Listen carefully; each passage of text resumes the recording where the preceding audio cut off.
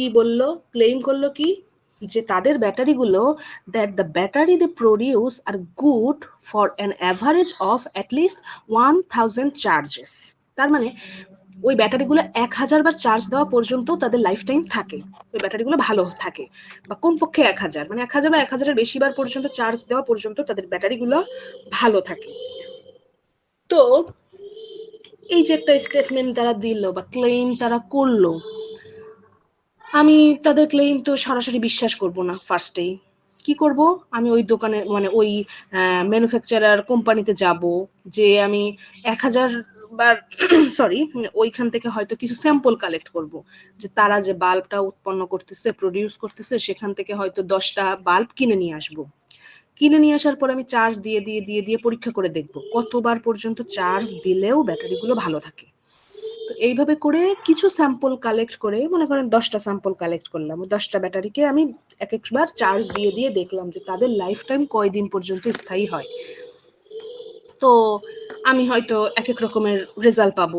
সেই রেজাল্টের উপর ভিত্তি করে আমি তারা যে ক্লেমটা করলো এটা আমি অ্যাকসেপ্ট করব কি করব না, এইটা আমি ডিসিশন নিব। ঠিক আছে? তো a sample would be taken to test this claim. এই যে একটা স্যাম্পল কালেক্ট করা হয় এই ক্লেমটা, তারা যে ক্লেমটা করলো বা তারা যে স্টেটমেন্টটা দিল এটা সঠিক কি সঠিক না এটা জানার জন্য। তো এবার আসি, a verbal statement or claim about a population parameter is called a statistical hypothesis. Statistical hypothesis কাকে বলে? স্ট্যাটিস্টিক্যাল হাইপোথিসিস হচ্ছে এই যে এখানে যে ক্লেমটা করা, if A manufacturer rechargeable battery claims that, তারা যে ক্লেমটা করলো যে তাদের ব্যাটারি 1000 বার চার্জ দেওয়া পর্যন্ত তাদের ব্যাটারি ভালো থাকে, এই যে ক্লেমটুকু করলো, এই ক্লেমটা কিসে করা আছে, এখানে একটা সেন্টেন্সের মাধ্যমে লেখা আছে, এই জন্য এটাকে বলা হয় ভার্বাল স্টেটমেন্ট। কারণ এখানে একটা সুন্দর করে একটা সেন্টেন্সের মাধ্যমে, কথার মাধ্যমে সুন্দর করে লেখা আছে। এবং কি সম্পর্কে বলা আছে, তাদের ব্যাটারিগুলো 1000 বার চার্জ, কমপক্ষে 1000 বার চার্জ দেওয়া পর্যন্ত তারা ভালো থাকে, তাদের মানে লাইফ টাইম 1000 বার বা তার বেশি বার পর্যন্ত চার্জ দেওয়া পর্যন্ত তাদের লাইফ টাইম থাকে। এই যে কথাটা বললো এটা কিন্তু টোটাল পপুলেশন সম্পর্কে বা পপুলেশন প্যারামিটার সম্পর্কে বললো। পপুলেশন প্যারামিটার আমি কি কি বলেছিলাম, হতে পারে মিন, হতে পারে মিডিয়ান, হতে পারে ভ্যারিয়েন্স, হতে পারে প্রপোর্শন, এরকম অনেক কিছু হতে পারে। তো এখানে কি দেওয়া আছে দেখেন তো, অ্যাভারেজ। অ্যাভারেজ মানে কি মিন, মিন ভ্যালু দেওয়া আছে, তার মানে কি এটা এটা কিন্তু একটা প্যারামিটার, পপুলেশন প্যারামিটার সম্পর্কে বলা আছে। তো এই যে স্টেটমেন্টটা, এই যে এতখানি রেড কালার দিয়ে লেখা, এই স্টেটমেন্টটাকে কিন্তু বলা হয় স্ট্যাটিস্টিক্যাল হাইপোথিসিস। তার কারণ এখানে খুব সুন্দর করে একটা ভার্বাল স্টেটমেন্ট দেওয়া আছে, বা এখানে একটা ক্লেইম করা আছে অ্যাবাউট এ পপুলেশন প্যারামিটার, পপুলেশনের প্যারামিটার সম্পর্কে বলে দেওয়া আছে, এই জন্য এটাকে বলা হয় স্ট্যাটিস্টিক্যাল হাইপোথিসিস। এখন দেখেন, to test the average of 1000 hours, a pair of hypotheses are stated. মানে তারা যে ক্লেইমটা করলো, এখানে এই যে ক্লেইমটা করলো রিচার্জেবল ব্যাটারি ক্লেইমস দ্যাট, তারা যে ক্লেইমটা করলো, এখন আমি কি করব, এটা টেস্ট করব। তো টেস্ট করার জন্য সবার প্রথমে আমাকে দুইটা হাইপোথিসিস স্টেট করতে হবে, বা দুইটা হাইপোথিসিস আমাকে তৈরি করতে হবে। একটাকে বলা হয় নাল হাইপোথিসিস, একটাকে বলা হয় অল্টারনেটিভ হাইপোথিসিস। তো দুইটা স্টেটমেন্ট আমাকে তৈরি করতে হবে। একটা স্টেটমেন্টে আমি এদের পক্ষে বলবো যে তারা যে কথাটা বলেছে সেটা সঠিক, আরেকটা স্টেটমেন্টে আমি বলবো তারা যে কথাটা বলেছে সেটা ভুল। দেন আমি পরীক্ষা নিরীক্ষা করে দেখব যে আমার নাল হাইপোথিসিস একসেপ্ট হয় নাকি অল্টারনেটিভ হাইপোথিসিস আমার একসেপ্ট হয়। যেটা আমার একসেপ্ট হবে সেটা আমি মেনে নিব যে তাদের কথাটা সঠিক অথবা তাদের কথাটা ভুল। সেই স্টেটমেন্টটা আমি মানে শেষ পর্যন্ত সেইটা আমার কাছে মানে হবে, গ্র্যান্টেড হবে আর কি। তো দেখি, to test the average of 1000 hours, a pair of hypotheses are stated. মানে এক জোড়া হাইপোথিসিস স্টেট করা হয়, একটা হলো নাল হাইপোথিসিস, একটা হচ্ছে অল্টারনেটিভ হাইপোথিসিস। এই যে one that represent the claim মানে একটা হচ্ছে এই ক্লেম করেছে যা, মানে ওরা যা বলেছে সেটা রিপ্রেজেন্ট করবে, আর আরেকটা হাইপোথিসিস কি করবে, ইটস কমপ্লিমেন্ট, মানে ঠিক তার বিপরীতটা।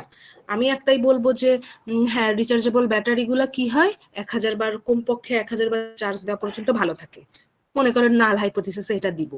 আর অল্টারনেটিভে কি দিব, যে না রিচার্জেবল ব্যাটারিগুলা 1000 বার চার্জ দেওয়া পর্যন্ত ভালো থাকে না।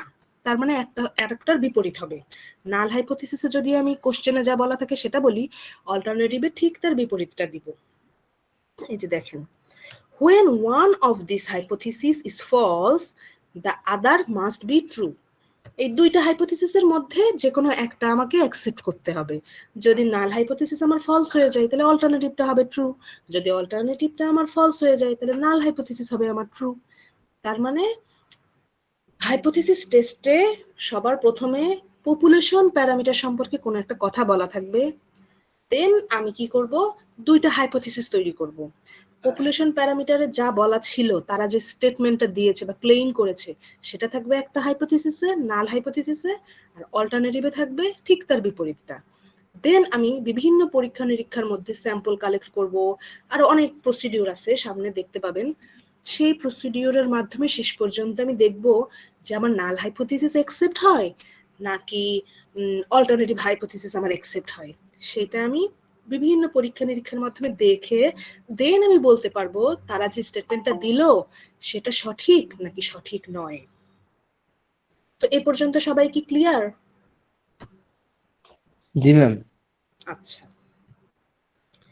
এবার দেখেন স্টেটিং এ হাইপোথিসিস, মানে নাল হাইপোথিসিস কিভাবে স্টেট করতে হয় বা তৈরি করতে হয়, বা অল্টারনেটিভ হাইপোথিসিসটা কিভাবে তৈরি করা যায় সেটা আমরা দেখি। এ নাল হাইপোথিসিস, এ নাল হাইপোথিসিসটাকে হচ্ছে এইচ নট, এইচ এর নিচে ছোট্ট করে একটা জিরো, সাব জিরো বলা হয় অথবা নট বলা হয়, এইচ নট, এইচ নট দ্বারা প্রকাশ করা হয়, মানে এইচ এর নিচে ছোট্ট করে একটা গোল্লা দিয়ে।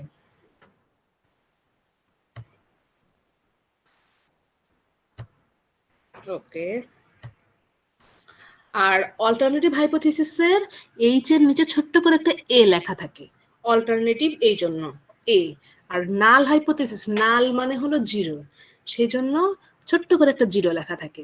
তো দেখেন, a null hypothesis is a statistical hypothesis that contains a statement of equality such that less than equal, হতে পারে শুধুমাত্র ইকুয়াল, হতে পারে গ্রেটার দেন ইকুয়াল।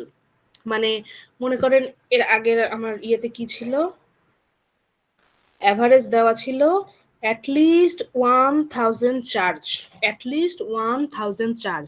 তার মানে কি এক একটা ব্যাটারি কমপক্ষে 1000 বা তার বেশি বার চার্জ দেওয়া পর্যন্ত ব্যাটারিগুলা ভালো থাকে।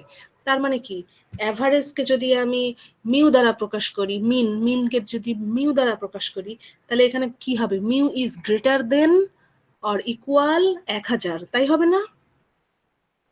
যেহেতু জি ম্যাম। কমপক্ষে 1000 বলা আছে, সেজন্য হবে মিউ ইজ গ্রেটার দেন, মানে 1000 বা 1000-এর বেশি, মিউ ইজ গ্রেটার দেন আর ইকুয়াল 1000। এটা হবে আমার নাল হাইপোথিসিসে। আর অল্টারনেটিভটা কি হবে, ঠিক তার বিপরীতে, যেহেতু গ্রেটার দেন ইকুয়াল ছিল, অল্টারনেটিভে হয়ে যাবে লেস দেন, মানে ঠিক তার বিপরীত। এই যে দেখেন, এই যে হবে কি লেস দেন ইকুয়াল, শুধুমাত্র ইকুয়াল অথবা গ্রেটার দেন ইকুয়াল। তার মানে এই ইকুয়াল সাইনের যা কিছু হবে সেগুলো আমরা সব নাল হাইপোথিসিসে দিয়ে দিব। আর অল্টারনেটিভে কি হবে, alternative hypothesis is the complement of null hypothesis. It is a statement that must be true if H not is false, মানে নাল হাইপোথিসিস ফলস হলেই কেবলমাত্র অল্টারনেটিভটা ট্রু হবে, and contains a statement of inequality. এখানে সব রকমের ইনইকুয়ালিটি, কোনো equal সাইনের কিছু নাই, হয় হবে লেস দেন, না হয় নট ইকুয়াল টু, না হয় হবে গ্রেটার দেন। মানে দেখেন ঠিক এর বিপরীত, যখন থাকবে লেস দেন ইকুয়াল তখন হয়ে যাবে গ্রেটার দেন, যখন থাকবে শুধুমাত্র ইকুয়াল তখন এখানে হবে নট ইকুয়াল, যখন থাকবে গ্রেটার দেন অর ইকুয়াল তখন হয়ে যাবে লেস দেন। তার মানে পরস্পরের পুরোপুরি বিপরীত সাইন ইউজ হবে। যদি নাল হাইপোথিসিসে আমি বলি ইকুয়াল, অল্টারনেটিভে বলবো না, ইকুয়াল না। দেন আমি টেস্ট করে দেখবো আমার নাল হাইপোথিসিস অ্যাকসেপ্ট হয় নাকি অল্টারনেটিভ হাইপোথিসিস অ্যাকসেপ্ট হয়। সেটার বেসিসে আমি বলতে পারবো তারা যে স্টেটমেন্টটা দিল পপুলেশন প্যারামিটার সম্পর্কে সেটা আমি অ্যাকসেপ্ট করবো না করবো না, তাদের কথাটা আমি মানবো নাকি মানবো না, এইটাই। To write the null and alternative hypothesis, translate the claim made about the population parameter from a verbal statement to a mathematical statement. এই কথাটা কি বুঝেন? যে নাল এবং অল্টারনেটিভ হাইপোথিসিস তৈরি করার জন্য আমাকে যে ভার্বাল একটা স্টেটমেন্ট দেওয়া থাকে, ভার্বাল স্টেটমেন্ট বলতে মেইনলি বোঝায় একটা সেন্টেন্সের মাধ্যমে, যে আমি বললাম যে আমার ব্যবসায় এত% লাভ হয় প্রত্যেক মাসে, আমার প্রফিটের পরিমাণ হচ্ছে এত%, 5% প্রফিট হয় বা 10% প্রফিট হয়, তখন আমি এই ক্লেইমটাকে মনে করেন পরীক্ষা নিরীক্ষা করে দেখব যে এটা সঠিক নাকি সঠিক না। তো আমি যে কথাটা বললাম এটাকে বলা হয় ভার্বাল স্টেটমেন্ট।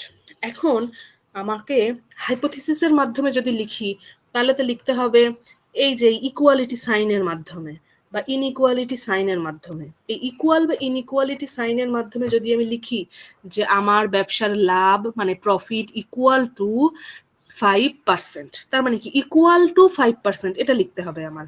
এই ইকুয়াল টু 5% লেখা মানে ওটাকে আমি ম্যাথমেটিক্যালি প্রকাশ করলাম, ম্যাথমেটিক্যাল স্টেটমেন্ট দিলাম।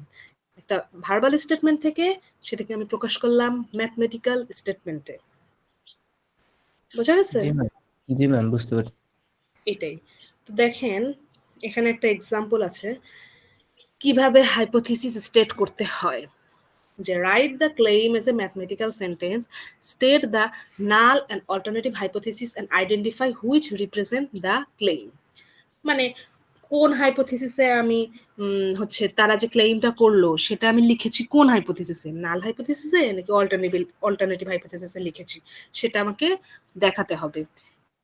এবং কিভাবে নাল হাইপোথিসিস লিখতে হয় এবং অল্টারনেটিভ লিখতে হয় সেটার নিয়ম এখানে দেওয়া আছে।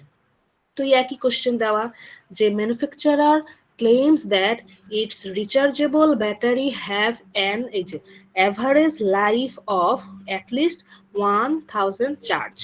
তার মানে কি এখানে দেওয়া আছে কি এভারেজ, এভারেজকে আমরা প্রকাশ করি মিউ দ্বারা, এভারেজ বা মিনকে আমরা প্রকাশ করি মিউ দ্বারা। কোনটাকে কি দ্বারা প্রকাশ করতে হয় সেটা আপনাদের ফার্স্টে জানতে হবে। যে এভারেজ থাকলে মিউ, প্রপোর্শন থাকলে পি, ভ্যারিয়েন্স থাকলে সিগমা স্কোয়ার। মোটামুটি এই তিনটা জিনিসই থাকে নর্মালি, মানে এই তিনটা জিনিসের বাইরে কিছু নাই। এভারেজ থাকলে মিউ, প্রপোর্শন থাকলে পি, ভ্যারিয়েন্স থাকলে সিগমা স্কোয়ার। তো এভারেজ দেওয়া আছে কত, কমপক্ষে 1000 বার চার্জ দেওয়া পর্যন্ত। তাহলে আমার নাল হাইপোথিসিস কি হবে দেখেন, নাল হাইপোথিসিসে আমি দিয়েছি mu is greater then or equal to 1000 এবং পাশে এটা লিখে দিয়েছি ক্লেইম।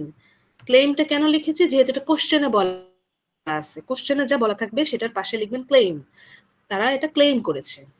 আর এখানে যেহেতু নাল হাইপোথিসিসে গ্রেটার দেন ইকুয়াল আছে, অল্টারনেটিভে হয়ে যাবে ঠিক তার বিপরীত। যেহেতু গ্রেটার দেন ইকুয়াল এর বিপরীত কি হয়, লেস দেন হয়। ঠিক এর বিপরীত হবে অল্টারনেটিভে যে মিউ ইজ লেস দেন 1000। এটা কমপ্লিমেন্ট অফ নাল হাইপোথিসিস।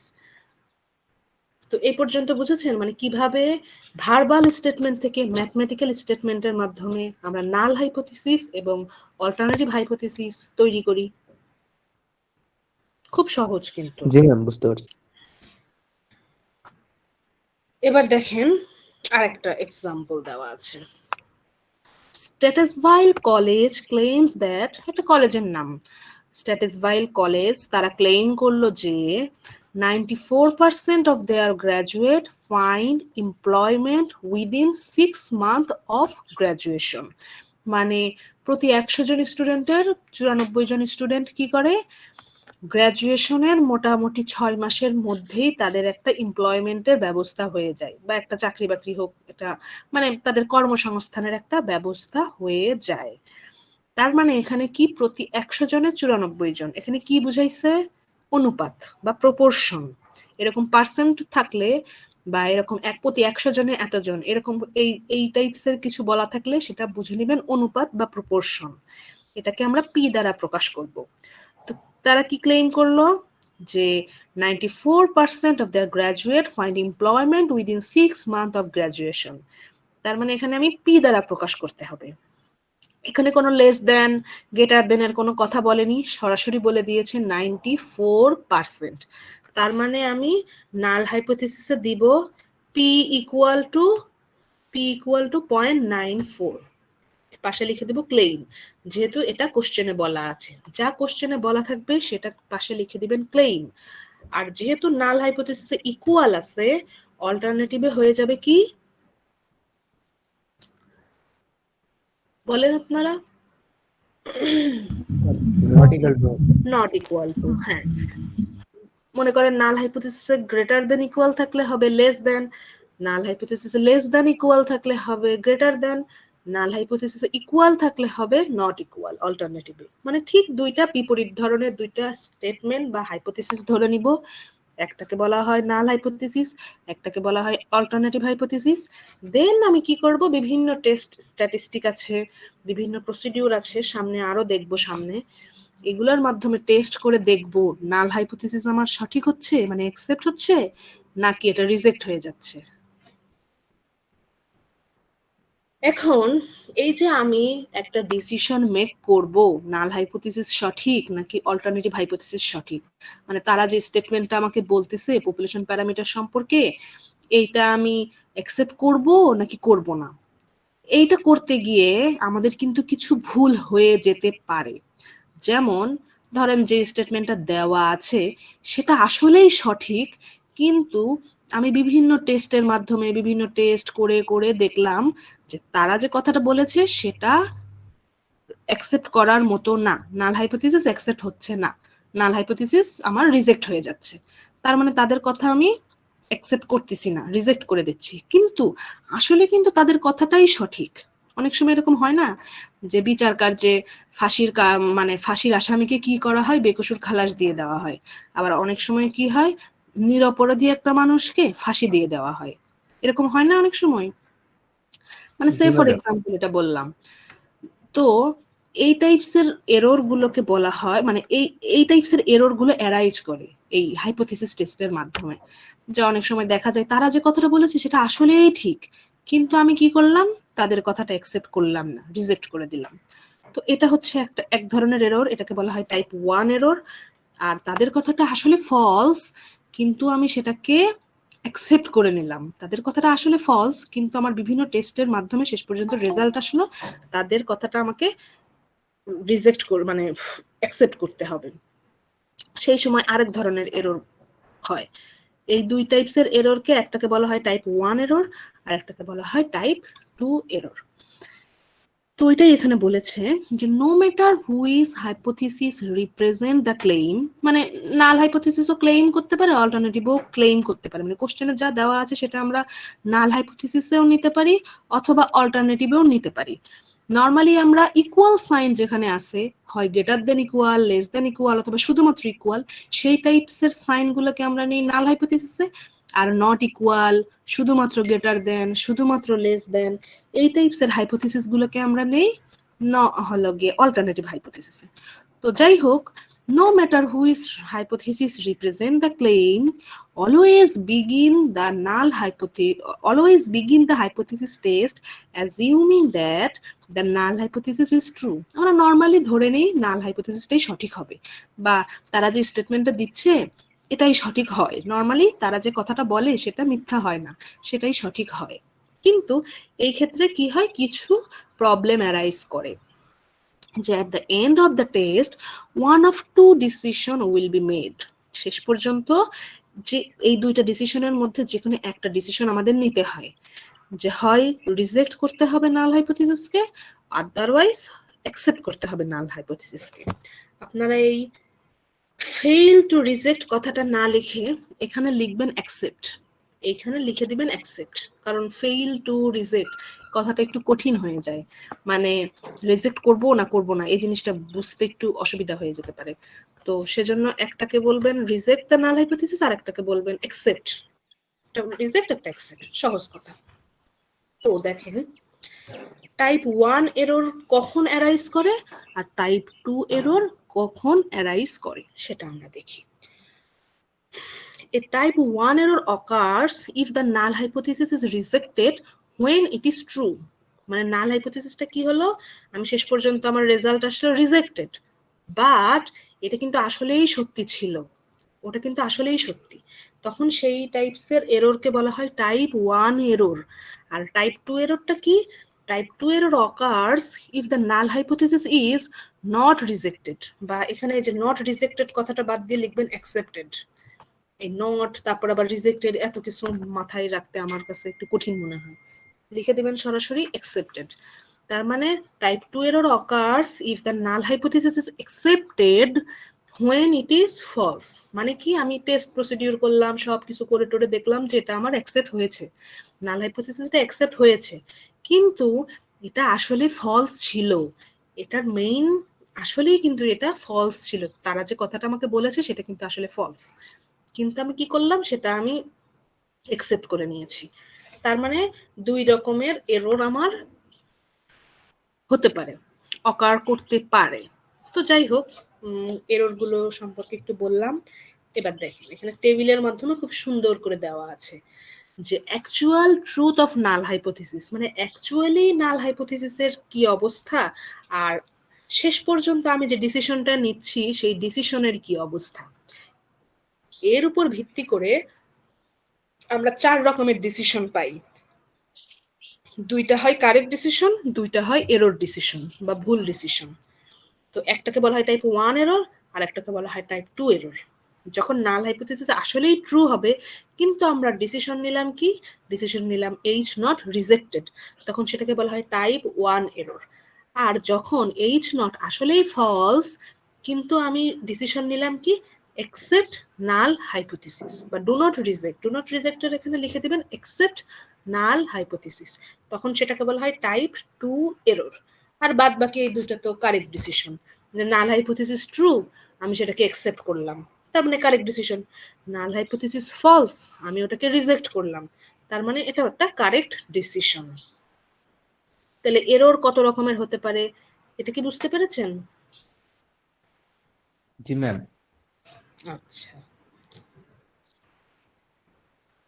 তো এরর গুলো কেমন হতে পারে সেটা সম্পর্কে এখানে একটু বলা আছে যে মানে শেষ পর্যন্ত আমি কি ডিসিশন নিচ্ছি আর আসলেই কোনটা সঠিক ছিল সেই অনুযায়ী এরর হলো দুই রকমের, হতে পারে টাইপ 1 এরর, হতে পারে টাইপ 2 এরর। তো ওই একই একটা এক্সাম্পল দিয়েছে যে স্ট্যাটাস ভাইল college claims that 94% of their graduate find employment within 6 months of graduation।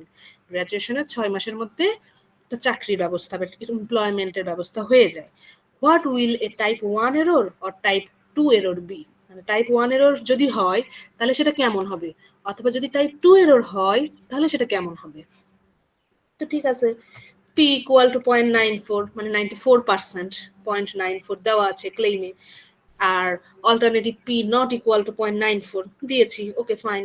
এখন যদি আমার টাইপ 1 এরর অকার হয় তাহলে কি হবে, যে type 1 error is rejecting the null hypothesis when it is true, মানে নাল হাইপোথিসিসটা আমি রিজেক্ট হয়ে যাচ্ছে বা করে ফেলতেছি কিন্তু অ্যাকচুয়ালি এটা ট্রু।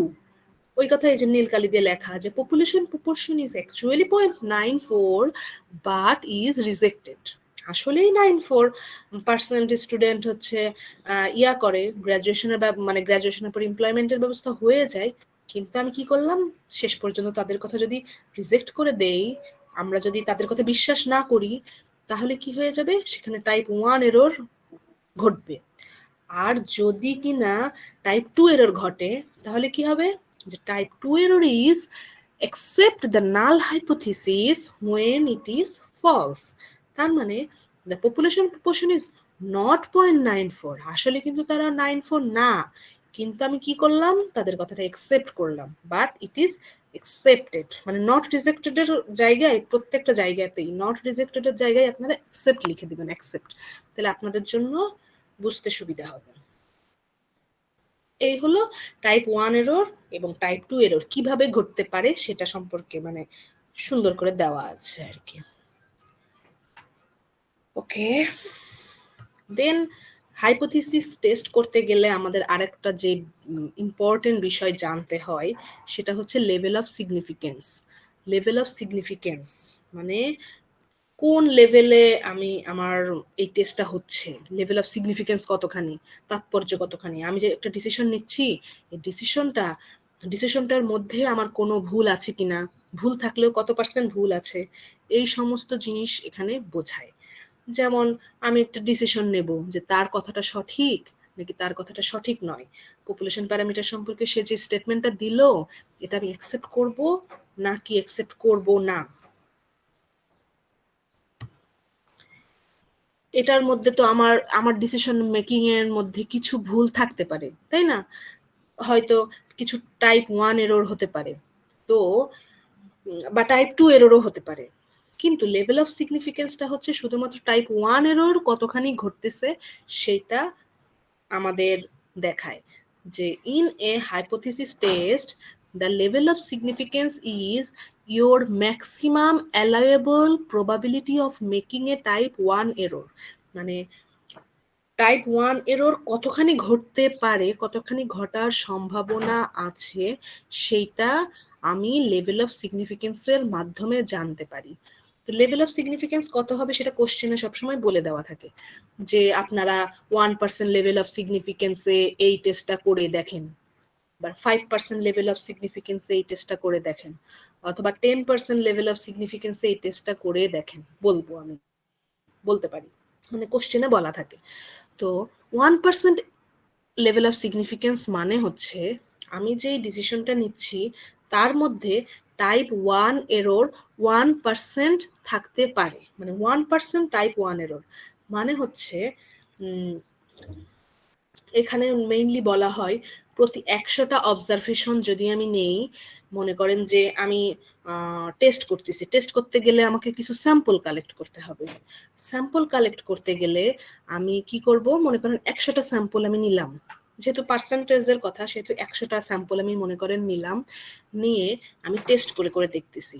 টেস্ট করে দেখলে যদি এখানে 1% লেভেল অফ সিগনিফিকেন্স আমি টেস্ট করি তাহলে কি হবে, প্রতি 99টা স্যাম্পল আমি যে কালেক্ট করেছি, মানে 99টা স্যাম্পলে আমার তারা যে পপুলেশন প্যারামিটার সম্পর্কে যে স্টেটমেন্টটা দিয়েছে 99টা স্যাম্পলই আমার তাদের মতোই মানে রেজাল্ট দিবে, তারা যে স্টেটমেন্টটা দিয়েছে সেই সেম রেজাল্টই তারা দিবে, আর একটা স্যাম্পল হয়তো তার ব্যতিক্রম হতে পারে। এটা হচ্ছে 1% লেভেল অফ সিগনিফিকেন্স। যদি 5% লেভেল অফ সিগনিফিকেন্স বলা হয় তাহলে ওই 100টা স্যাম্পল যে কালেক্ট করেছি তার মধ্যে 95টা স্যাম্পলই আমার ওই যে পপুলেশন প্যারামিটার সম্পর্কে যা বলা থাকে সেম সেই রেজাল্টই দিবে, আর 5টা স্যাম্পল হয়তো এদিক ওদিক হতে পারে, তারা যে কথাটা বলেছে সেই কথার বাইরে। যেমন যে ম্যানুফ্যাকচারার কোম্পানি, রিচার্জেবল কোম্পানি, তারা বলল যে তাদের ব্যাটারিগুলো 1000 বার চার্জ দেওয়া পর্যন্তও তাদের ব্যাটারি ভালো থাকে। তো মনে করেন আমি ওই ম্যানুফ্যাকচারার কোম্পানিতে গেলাম, গিয়ে 100টা ব্যাটারি কিনে আনলাম, দেন আমি ব্যাটারিগুলোকে চার্জ দিচ্ছি, দিয়ে দিয়ে দিয়ে দিয়ে দিয়ে দিয়ে দেখতেছি যে তারা বলল যে 1000 বার চার্জ দেওয়া পর্যন্ত ব্যাটারিগুলো ভালো থাকবে। তো আমি এক একটা ব্যাটারিতে চার্জ দিচ্ছি, দেন ব্যাটারির চার্জ শেষ মানে ফুল হয়ে গেলে খুলতেছি, এভাবে করে দিনের পর দিন আমি পরীক্ষা করে যাচ্ছি, করে করে করে করে আমি মোটামুটি যদি 5% লেভেল অফ সিগনিফিকেন্সে পরীক্ষাটা করি তাহলে আমি দেখতে পাবো যে মোটামুটি 95টা ব্যাটারি 1000 বার চার্জ বা তার বেশি পর্যন্তও তাদের লাইফ টাইম থাকে, আর 5টা ব্যাটারি হয়তো 1000 বার চার্জ দেওয়ার আগেই নষ্ট হয়ে গেছে, এরকম হতে পারে।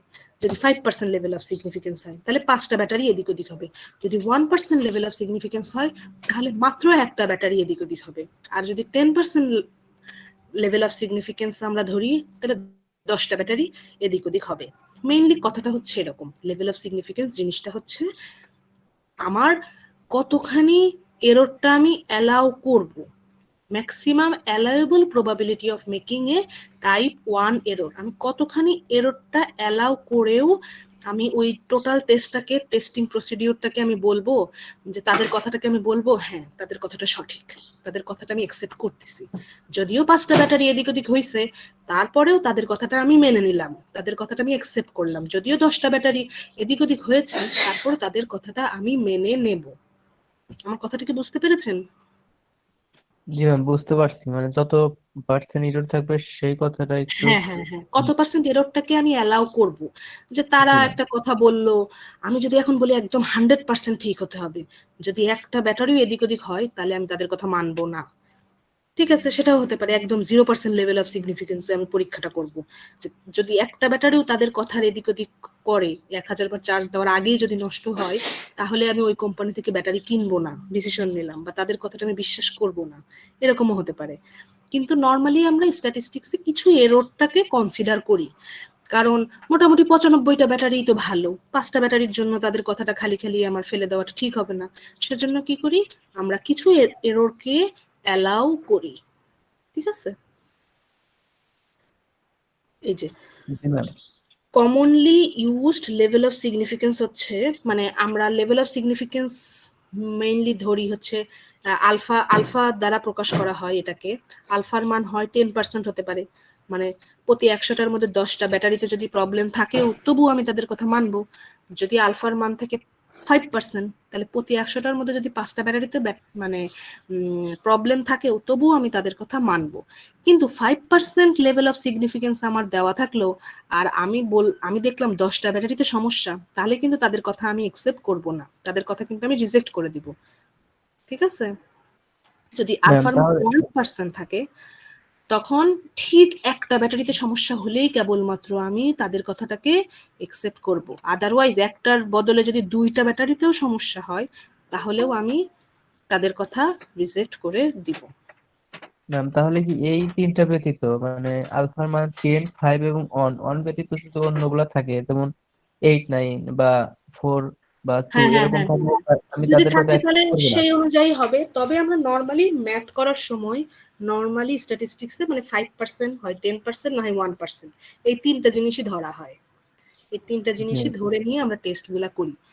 মানে 2%, 3%, 4% এগুলো থাকে না, নর্মালি কোশ্চেনে সব সময় 1%, 5%, 10%, এটার উপরেই বেস করে সব ডেটাগুলো আমাদের তৈরি করা থাকে।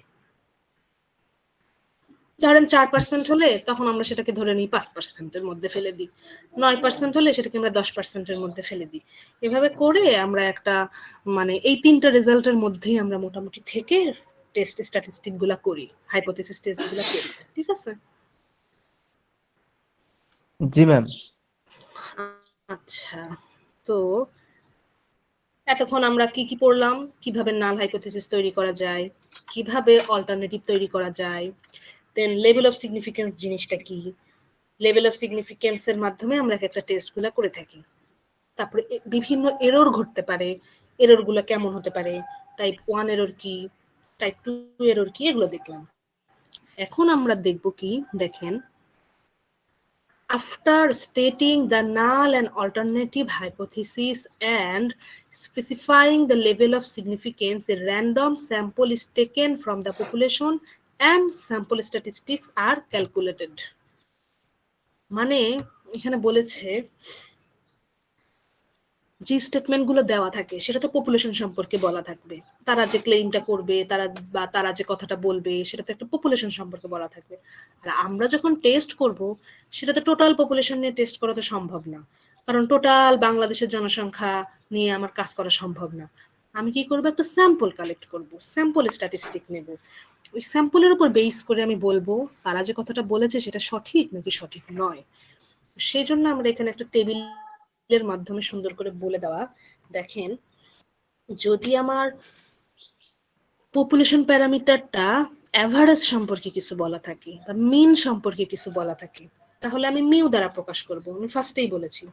যদি প্রপোর্শন সম্পর্কে কিছু বলা থাকে তাহলে আমি সেটাকে পি দ্বারা প্রকাশ করব।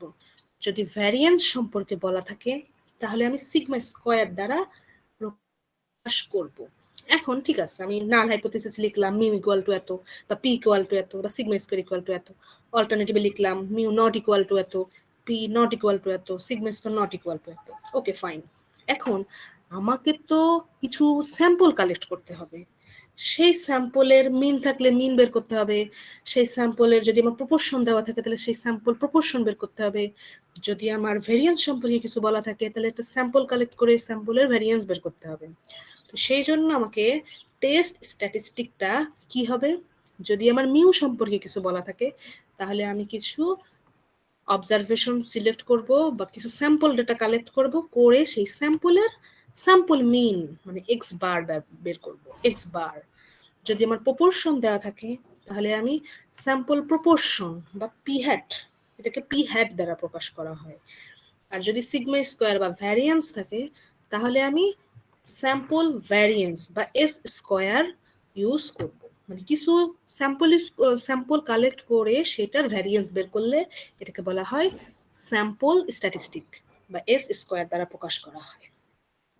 দেন আমাদের কি করতে হবে, কিছু হচ্ছে ডিস্ট্রিবিউশনের উপর বেস করে আমাদের জেড টেস্ট করব নাকি টি টেস্ট করব নাকি কাই স্কোয়ার টেস্ট করব, এটা আমাদের করতে হয়। তো যদি অ্যাভারেজ দেওয়া থাকে তাহলে আমরা জেড টেস্টও করতে পারি, টি টেস্টও করতে পারি। যদি স্যাম্পল সাইজ, আমি যে স্যাম্পল ডেটা কালেক্ট করব সেই স্যাম্পল সাইজ যদি আমার 30 বা 30-এর বেশি হয় তাহলে তখন আমি করব জেড টেস্ট।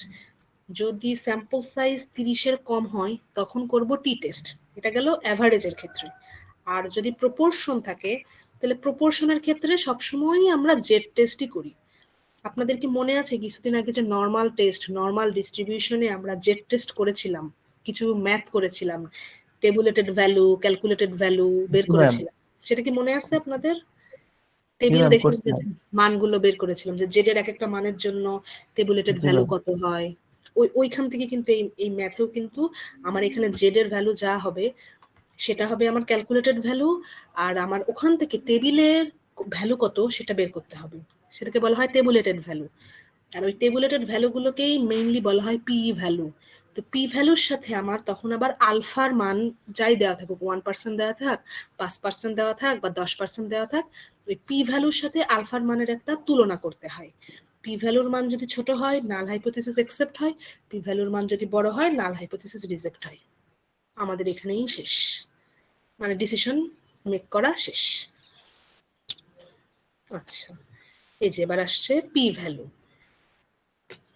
পি ভ্যালু জিনিসটা কি? পি ভ্যালু হচ্ছে একটা প্রবাবিলিটি ভ্যালু, যেটা যেটা কিনা কি হয়, if the null hypothesis is true, যদি নাল হাইপোথিসিস ট্রু হয়, a p value অথবা probability value of a hypothesis test is the probability of obtaining a sample statistic with a value as extreme or more extreme than the one determined from the sample data. যাই হোক, এখানে অনেক কিছু লেখা। Mainly P ভ্যালুটা হচ্ছে আমরা এই যে এখানে জেড স্ট্যাটিস্টিকের একটা ভ্যালু পাবো, সেই ভ্যালু বরাবর টেবিলের যে ভ্যালুটা আমরা আছে যে টেবিলে যে ভ্যালুটা পাই সেই ভ্যালুটাকেই মোটামুটি বলা হয় পি ভ্যালু বা ক্রিটিক্যাল ভ্যালু। আবার টি টেবিল, মনে করেন টি স্ট্যাটিস্টিক আছে টি, আপনাদের তো শুধুমাত্র জেড টেবিল পড়িয়েছি, এখন দেখবেন টি টেবিল আছে। টি টেবিলে এই টি এর একটা মান পাওয়া যায়, এই টি এর মান মনে করেন পাইলাম 2.14, সেই বরাবর আমি টি টেবিলে একটা ভ্যালু পাবো, সেই ভ্যালুটাকে বলা হয় পি ভ্যালু। বা এখানে জেড আছে, এখানে যে কাই স্কোয়ার আছে, এটা এক্স স্কোয়ার না, এটার নাম হচ্ছে কাই স্কোয়ার। ভ্যারিয়েন্স থাকলে আমরা তখন কাই স্কোয়ার করি। তবে আপাতত আমার মনে হয় ভ্যারিয়েন্স আপনাদের পড়াবো না, সো কাই স্কোয়ার নিয়ে এত কিছু চিন্তা করতে হবে না। The p-value of a hypothesis test depends on the nature of the test. এখন মানে পি ভ্যালুটা নর্মালি আমরা কিছু বিষয়ের উপরে নির্ভর করে। সেই বিষয়গুলো হচ্ছে আমার টেস্টটা কেমন হচ্ছে, টেস্টটা লেফট টেইল টেস্ট হচ্ছে নাকি রাইট টেইলড টেস্ট হচ্ছে নাকি টু টেইল টেস্ট হচ্ছে, এটার উপর ভিত্তি করে পি ভ্যালুর একটা মানের চেঞ্জ হয়। যদি ওয়ান টেইল টেস্ট হয় মানে লেফট টেইল অথবা রাইট টেইল টেস্ট হয় তাহলে আমরা কি করি, পি ভ্যালু সরাসরি টেবিলে যে ভ্যালুটা আছে সেই ভ্যালুটাই হয়। আর যদি টু টেইল টেস্ট হয় সেই ক্ষেত্রে আমরা কি করি, পি ভ্যালু যে দেওয়া আছে টেবিলেটের যে ভ্যালুটা দেওয়া আছে সেই ভ্যালুটাকে জাস্ট 2 দিয়ে গুণ করে দিই, জাস্ট 2 দিয়ে গুণ করে দিলে সেটাই হয় আমাদের পি ভ্যালু। তো দেখেন ম্যাম, ম্যাম দুই দিকে যদি মানে পি ভ্যালুটা দেওয়া থাকে, হ্যাঁ, মানে রাইট সাইডে বা ডান সাইডে, এই তাহলে যে কি হ্যাঁ, দুইটা এখানে তো শুধু লেফট ডান দিকে বাম দিকে দেওয়া, রাইট টেইলে দেখেন শুধু ডান দিকে একটা টেইল কনসিডার করছে, আর টু টেইলে দেখেন দুই দিকেই কনসিডার করছে। এখন এই কনসিডার গুলো কিসের উপর ভিত্তি করে করে দেখেন, আমরা তাকাবো সরাসরি নাল হাইপোথিসিসে। নাল হাইপোথিসিস যদি লেস দেন থাকে, লেস দেন, তাহলে হবে এটা লেফট, বাম দিকে লেফট টেইল টেস্ট। এই দেখেন, নাল হাইপোথিসিসে যদি থাকে গ্রেটার দেন, বড় গ্রেটার দেন, ম্যাম তখন আপনি হবে এটা যেটা রাইট মার্ক টেইল করে তো, টেস্ট। ম্যাম ওটা তো আপনার যেটা মার্ক করছেন ওটা তো অল্টারনেটিভ। হ্যাঁ, সবসময় অল্টারনেটিভের দিকে তাকিয়েই আমাকে দেখতে হবে যে এটা রাইট টেইল নাকি এটা লেফট টেইল নাকি এটা টু টেইল। জি ম্যাম। দেন আমি দেখেন টু টেইল টেস্টের ক্ষেত্রে কি থাকবে, মিউ নট ইকুয়াল টু, যখন থাকবে নট ইকুয়াল টু তখন সেটাকে বলা হয় টু টেইল টেস্ট, মানে দুই দিকের কোনো দিকটাই না। একটা হবে ওয়ান টেইল, মানে যদি লেফট টেইল থাকে বাম দিকের অংশ বাদ, যদি রাইট টেইল থাকে ডান দিকের অংশ বাদ, যদি টু টেইল থাকে তার মানে দুই দিকের অংশই বাদ। তার মানে দেখেন এই সবুজ কালারের যে অংশটা, এই অংশটাও বাদ, সবুজ কালারের অংশটাও বাদ। আপনার অ্যাকসেপ্টেন্স রিজিয়নটা হবে এই হলুদ অংশটা, অ্যাকসেপ্টেন্স রিজিয়ন। এর মধ্যে যদি আমার বিন্দু পড়ে তাহলে আমি ওই তাদের যে স্টেটমেন্টটা আমি সেটা বিশ্বাস করব। আর এখানে যেহেতু রাইট টেইল টেস্ট, মানে এখান থেকে শুরু করে এতখানির মধ্যে যদি আমার বিন্দু পড়ে তাহলে আমি তাদের টেস্টটা বিশ্বাস করব বা অ্যাকসেপ্ট করব। আর যদি এর মধ্যে পড়ে এই সবুজ কালারের অংশের মধ্যে যদি আমার টেস্ট স্ট্যাটিস্টিক যত হবে, টেস্ট স্ট্যাটিস্টিকের যে ভ্যালু, সেই ভ্যালুটা যদি এই সবুজ কালারের কোনো অংশের মধ্যে গিয়ে পড়ে তাহলে আমি তাদের কথা রিজেক্ট করে দিব। এটাই হচ্ছে পি ভ্যালু। পি ভ্যালু মানে এই যে এই পয়েন্টটা, মানে এই যে কালো একটা দাগ দেখতে পাচ্ছেন না, হলুদ এবং সবুজ কালারের অংশকে বিভক্ত করেছে আর কি, এইটাকে বলা হয় পি ভ্যালু। এই যে এই বিন্দুটা, তার মানে পি ভ্যালুর থেকে যদি আমার টেস্ট স্ট্যাটিস্টিকের মান বড় হয়ে যায়, মানে সবুজের দিকে যদি চলে যায়, তাহলে আমি তাদের নাল হাইপোথিসিসটা কি করব, রিজেক্ট করে দেব। আর যদি পি ভ্যালু থেকে একটু ছোট হয়ে যায়, মানে অ্যাকসেপ্টেন্স রিজিয়নের মধ্যে পড়ে যায়, তাহলে তারা যে কথাটা বলেছে, যা তারা যে স্টেটমেন্টটা দিয়েছে সেটা আমি অ্যাকসেপ্ট করব। এই যে পি ভ্যালু মানে এই যে এই অংশটা। এখন আমার টেস্ট স্ট্যাটিস্টিকের ভ্যালু যদি সবুজের দিকে যাই তাহলে আমি রিজেক্ট করে দিব, আর যদি হলুদের দিকে যাই অ্যাকসেপ্ট করে নিব। মেইনলি পি ভ্যালু হচ্ছে অ্যাকসেপ্টেন্স রিজিয়ন এবং রিজেকশন রিজিয়ন, এই দুইটা রিজিয়নকে বিভক্ত করে। একদম ক্রিটিক্যাল পয়েন্ট একেবারে মাঝামাঝিতে থাকে, তার ডান দিক বা তার বাম দিকে হয় ক্রিটিক্যাল রিজিয়ন, আর এক সাইড হয় হচ্ছে অ্যাকসেপ্টেন্স রিজিয়ন। তো এটা দেখে বলেন তো, ও আচ্ছা, আমার ওই স্লাইডে এগুলো ছিল না, তাহলে আমি দেখাইতে পারতাম। এটা দেখে তো বোঝাই যাচ্ছে এটা হলো গিয়ে কি টেইল টেস্ট, লেফট টেইল নাকি রাইট টেইল।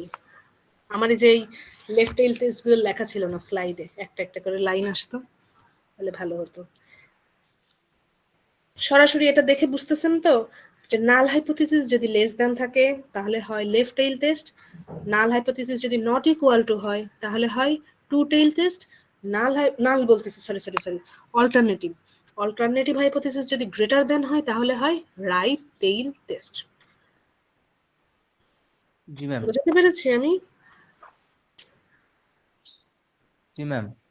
আচ্ছা, এবার দেখেন কিভাবে ডিসিশন মেক করতে হয়। আমি ফার্স্টেই বলেছি পি ভ্যালুর সাথে লেভেল অফ সিগনিফিকেন্স অথবা আলফার মানের তুলনা করা হয়। পি ভ্যালুর মান যদি ছোট বা সমান হয় দেন আমরা কি করি, নাল হাইপোথিসিসটাকে রিজেক্ট করি।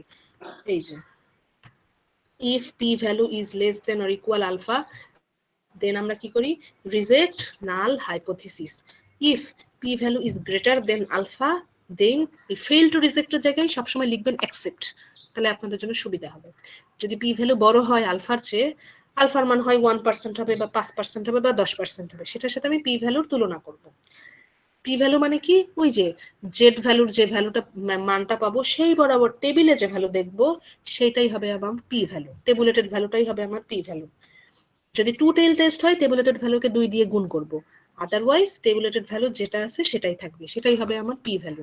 দেন পি ভ্যালুর সাথে আলফার মান তো আমার কোশ্চেনে দেওয়াই থাকে, সেখান থেকে আলফার মান পেয়ে যাব।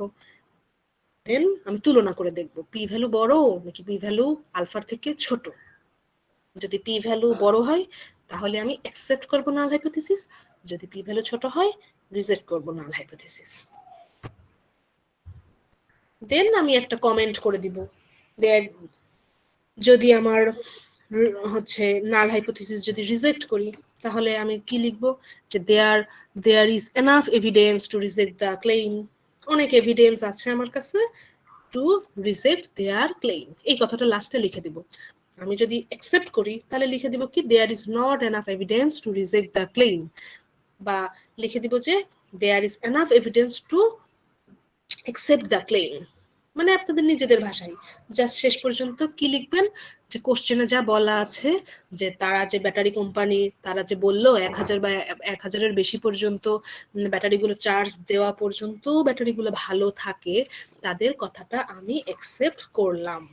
লাস্টে আপনি এভাবে আপনার একটা ডিসিশন মেক করতে পারেন যদি তাদের কথা অ্যাকসেপ্ট করেন। আর যদি তাদের কথা রিজেক্ট হয়, আমার সব মিলে সব ডিসিশন হলো কি পি ভ্যালু আমার ছোট হয়ে গেল আলফার থেকে, তাহলে তো আমার নাল হাইপোথিসিস রিজেক্ট হবে। তখন আমি কি করব, তখন আমি বলবো যে তাদের ব্যাটারি কোম্পানির মানে ম্যানুফ্যাকচারার কোম্পানি যা বলেছে তাদের কথা সঠিক নয়, তাই আমি তাদের কথাটা রিজেক্ট করে দিলাম। এটা নিজের ভাষায় একটা শেষ পর্যন্ত একটা ডিসিশন লিখলেই হবে। ওইটাই এখানেও তাই দেওয়া। তাহলে দেখেন হাইপোথিসিস টেস্টিং এ আমার কতগুলো স্টেপ, সেই স্টেপগুলো আমি আপনাদের দেখাই। টোটাল 7টা স্টেপে আমি আমার হাইপোথিসিস টেস্টটা করতেছি। সবার প্রথমে কি করব দেখেন, state the claim mathematically and verbally, identify the null and alternative hypothesis, মানে একটা ভার্বালি সেন্টেন্স দেওয়া থাকবে, সেখান থেকে আমি ম্যাথমেটিক্যালি প্রকাশ করব, একটাকে আমি নাল হাইপোথিসিস ধরবো, একটাকে অল্টারনেটিভ ধরবো। দেন 2 নম্বরে আমার কোশ্চেনে দেওয়াই থাকবে আলফার মান, সেই আলফার মান কত সেটা আমি লিখব। দেন আমি স্ট্যান্ডার্ডাইজ স্যাম্পলিং ডিস্ট্রিবিউশন করে দেখব যে জেড স্ট্যাটিস্টিক হয় নাকি টি স্ট্যাটিস্টিক হয়, সেটা আমি দেখব, ডিটারমাইন করে দেখব। দেন আমার পি ভ্যালুটা কোথায় যাচ্ছে, রাইট টেইল টেস্ট নাকি লেফট টেইল টেস্ট, সেটা আমি দেখব। সেটা আমি একটা চিত্র এঁকে দেখাবো যে আমার অ্যাকসেপ্টেন্স রিজিয়ন কতখানি, আর পি ভ্যালু মানে ডান দিকে আমার হচ্ছে রিজেকশন রিজিয়ন নাকি বাম দিকে রিজেকশন রিজিয়ন নাকি টু টেইল টেস্ট মানে দুই দিকেই আমার রিজেকশন রিজিয়ন, সেটা আমি এঁকে দেখব। Then calculate the test statistic and its standardised value, add it to your sketch, মানে ওই যে জেড টেস্ট জেড স্ট্যাটিস্টিকের একটা ভ্যালু আছে মিউ মাইনাস কি X bar minus mu by sigma Z এর মান, দেন পি এর একটা এরকম স্ট্যাটিস্টিক আছে, সেই বরাবর আমি কি করব টেবুলেটেড ভ্যালু বা পি ভ্যালু বের করব। এই যে ফাইন্ড দ্য পি ভ্যালু, আমি টেবুলেটেড ভ্যালু বা পি ভ্যালুটা বের করব। দেন আমি কি করব পি ভ্যালুর সাথে লেভেল অফ সিগনিফিকেন্স অথবা আলফার মানের তুলনা করে দেখব যে পি ভ্যালুটা বড় নাকি পি ভ্যালু আলফার থেকে ছোট। Is the P value less than or equal the level of significance, যদি এটা ইয়েস হয় তাহলে রিজেক্ট দ্য নাল হাইপোথিসিস, যদি এটা নো হয় তাহলে accept the null hypothesis. Then write a statement to interpret the decision in the context of the original claim. Then আমি একটা ডিসিশন মেক করব যে তারা যে ক্লেইমটা বললো সেই ক্লেইমটা সঠিক নাকি সঠিক নয়, এটা আমি শেষ পর্যন্ত একটা ইন্টারপ্রিটেশন বা শেষে আমি একটা এটুকু লিখে দিব আর কি। ম্যাম 4 নাম্বারটা একটু আবার একটু বুঝে দেন, 4 নাম্বার স্টেপটা। আচ্ছা 4 নাম্বার স্টেপটা আমি এখনো আপনাদের পড়াইনি, এই যে দেখাচ্ছি। 4 নাম্বার স্টেপটা হলো এই যে আমি পপুলেশন প্যারামিটার মিউ ধরলাম পি ধরলাম, সেই অনুযায়ী টেস্ট স্ট্যাটিস্টিক আমি এক্স বার পি হ্যাটের মান একটা বের হবে, সেই অনুযায়ী আমি এই যে জেড এর একটা সূত্র আছে X bar minus mu by sigma, সেইটার সেইখানে সবগুলোর মান বসালে আমি একটা জেড এর মান পাবো, সেই জেড এর মানটাই মেইনলি ওইটার ওই 4 নাম্বার স্টেপে যা বলেছে সেটা। বাট টি এর একটা সূত্র আছে, টি এর সেই সূত্রে আমি সবগুলো ভ্যালু যদি বসাই তাহলে টি এর একটা মান পাবো, সেই মান বরাবর আমি টেবিলে দেখবো যে তার মানে ইয়েটা কত হয়, টেবুলেটেড ভ্যালুটা কত হয়। এই এইগুলাকে বলা হয় জেড এর যে ভ্যালু পাবো বা টি এর যে ভ্যালু পাবো বা কাই স্কোয়ারের যে ভ্যালু পাবো, এগুলোকে বলা হয় মেইনলি ক্যালকুলেটেড ভ্যালু। টেবিল থেকে আমরা যে মান পাই সেটাকে বলা হয় টেবুলেটেড ভ্যালু। অনেক সময় আমরা ক্যালকুলেটেড ভ্যালুর সাথে টেবুলেটেড ভ্যালুর তুলনা করলেও আমার ডিসিশন নেওয়া হয়ে যায়। যদি ক্যালকুলেটেড ভ্যালু ছোট হয় টেবুলেটেড ভ্যালুর থেকে, তাহলে আমরা নাল হাইপোথিসিসকে অ্যাকসেপ্ট করি। আর যদি ক্যালকুলেটেড ভ্যালু টেবুলেটেড ভ্যালুর থেকে বড় হয়ে যায়, তাহলে আমরা নাল হাইপোথিসিসকে রিজেক্ট করি। সেটা আমরা অঙ্ক করার সময় দেখতে পাবো। 4 জি নাম্বার ম্যাম। স্টেপটাই ওইটাই বলেছে যে ক্যালকুলেট দ্য টেস্ট স্ট্যাটিস্টিক। মানে সেটা হতে পারে জেড জেড টেস্ট হতে পারে, সেটা হতে পারে টেস্ট টি টেস্ট হতে পারে, সেটা হতে পারে কাই স্কোয়ার টেস্ট হতে পারে। ঠিক আছে, দেন আমরা নেক্সট দিন ইনশাল্লাহ hypothesis testing for the mean বা অ্যাভারেজ সম্পর্কে করব। অ্যাভারেজ আর প্রপোর্শন এই দুইটা জিনিস করলেই হয়ে যাবে। একটা করব অ্যাভারেজ, একটা করব প্রপোর্শন। এখন দেখেন ব্র্যাকেটে লেখা আছে লার্জ স্যাম্পল। লার্জ স্যাম্পল মানে কি বলেন তো, এন এর মান কত হবে? ম্যাম এর মান অনেক হবে, মানে 30 বা আগে। 30-এর বেশি হবে। হ্যাঁ, জি ওই ম্যাম। যে আমি ওই টেবিল দেওয়া ছিল, কিন্তু 30 বা 30-এর বেশি হলে সেটাকে বলা হয় লার্জ স্যাম্পল। সেই ক্ষেত্রে আমরা জেড টেস্ট ইউজ করি। আর যদি 30 বা 30-এর কম, মানে 30-এর কম হয়, তখন আমরা টি টেস্ট ইউজ করি। ঠিক আছে, জি ম্যাম। সব কিছুই একই একই একই, সব কিছুই। ওকে, আজকে এ পর্যন্তই। একদিনে বেশি কিছু মাথার মধ্যে ঢুকলে সমস্যা হয়ে যাবে। আজকে এতটুকুই, দেন নেক্সট দিন আমরা ইনশাল্লাহ কয়েকটা ম্যাথ করলেই এই চ্যাপ্টার শেষ। ওকে, তাহলে ঠিক আছে ম্যাম। সবাই কি বুঝতে পেরেছেন? জি ম্যাম। প্র্যাকটিস করতে হবে, প্র্যাকটিস তো করতেই হবে এই স্টেপগুলো মনে রাখার জন্য। আর স্টেপগুলোও মনে রাখতে হবে, জি কিন্তু ম্যাম। পরীক্ষায় এমনও দিতে পারি যে স্টেপগুলো লেখেন। ঠিক আছে, জি ম্যাম। এই তো। আরিয়ান মোর্শেদ বুঝতে পেরেছেন? জি ম্যাম। আচ্ছা, আরিয়ান মোর্শেদের ফুল নেম কি? মানে ম্যাম এমডি ইয়েতে মোর্শেদ আলম। ইউএনএসএ, ইউএনএসএ নামটা কি বলেন তো? Ma'am MD Morshed Alam. MD Morshed Alam. আচ্ছা আচ্ছা আচ্ছা, আমি আরিয়ান নামে কাউকে পাইলাম না, তো তো হঠাৎ মনে হলো আপনার নামটা ফুল নেম কি। ম্যাম আমাদের রেজাল্ট দিতে চাইছিলেন। হ্যাঁ, রেজাল্টের একটা ছবি আমি এখনই তুলে গ্রুপে দিয়ে দিচ্ছি। ইউএমএস থেকে মিডের মিডের নাম্বারটা আমি দিয়ে দিচ্ছি।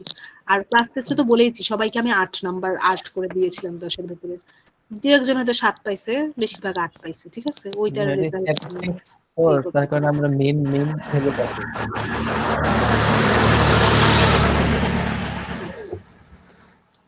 আমি দিয়ে দিচ্ছি। ওকে, ভালো থাকেন তাহলে সবাই। ওকে আপনিও ভালো ম্যাম।